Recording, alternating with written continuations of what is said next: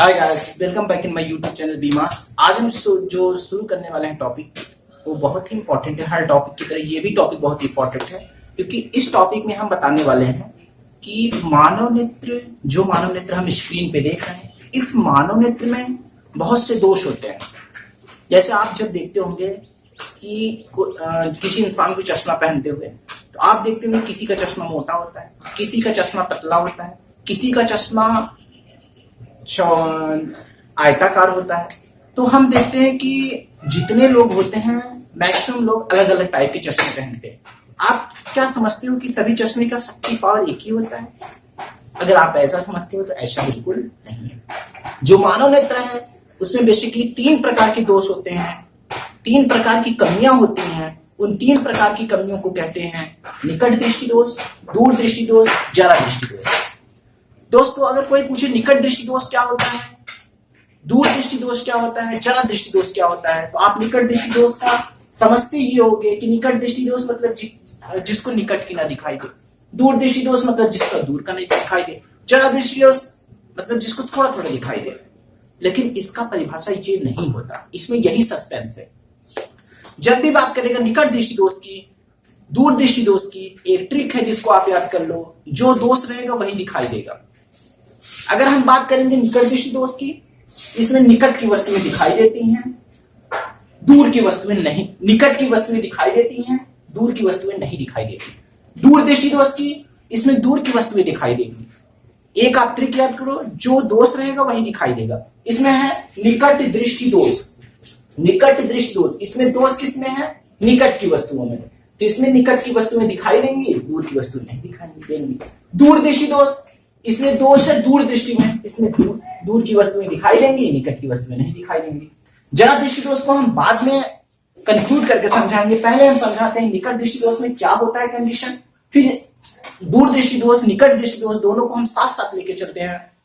दोस्तों, निकट दृष्टि दोष में क्या होता है हम जानते हैं। बेसिकली जब कोई प्रकाश की किरण दूर से आती है, कार्निया से होते हुए, नेत्र लेंस से होते हुए रेटिना पर पड़ती है, उसका प्रतिबिंब वास्तविक तथा उल्टा बनता है, ये हमको पता है। किसी व्यक्ति में अगर प्रतिबिंब रेटिना पे स्पष्ट बन रहा है, उसमें कोई दोष नहीं है, उसको निकट दूर की दोनों वस्तुएं दिखाई दे रही हैं, तो उसको कोई दोष नहीं है।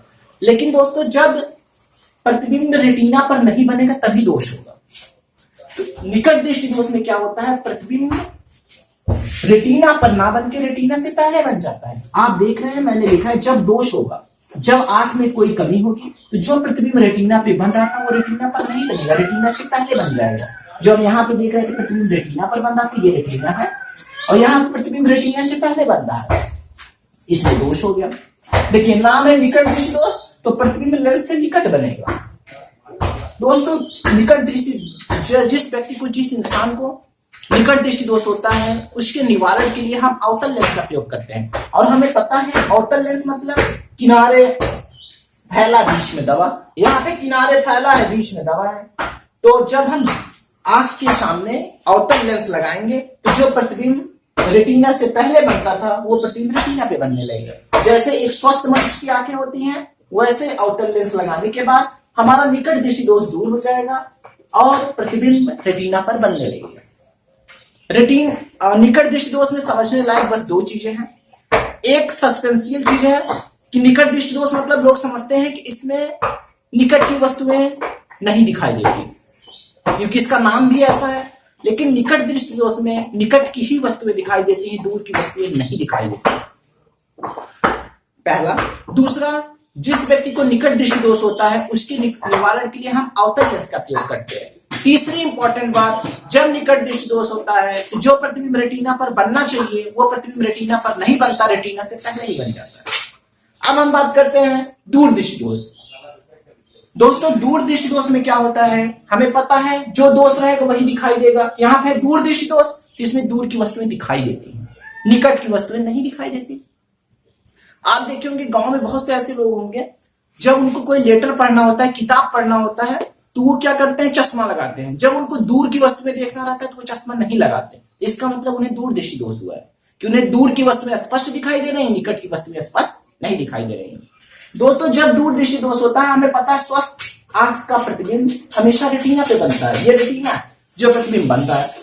लेकिन जब दोष होगा, क्योंकि इसका नाम दूर दृष्टि दोष है, तो प्रतिबिंब रेटिना से दूर बनता है। ये याद करने का तरीका है, जब दोष होगा वो भी दूर दृष्टि दोष, तो प्रतिबिंब रेटिना से दूर बनेगा। देखिए पहले यहाँ रेटिना पे बनता था, अब रेटिना से दूर बन रहा है। दूर दृष्टि दोष के निवारण के लिए हमेशा हम उत्तल लेंस का प्रयोग करते हैं। दोस्तों देखिए यहाँ पे स्रोत था, यहाँ पे हमारी आंखें, उसके पहले हमने एक उत्तल लेंस लगा दिया। जब हम उत्तल लेंस लगाएंगे, जो प्रतिबिंब रेटिना से दूर बन रहा था, अब वो प्रतिबिंब रेटिना पे बनेगा।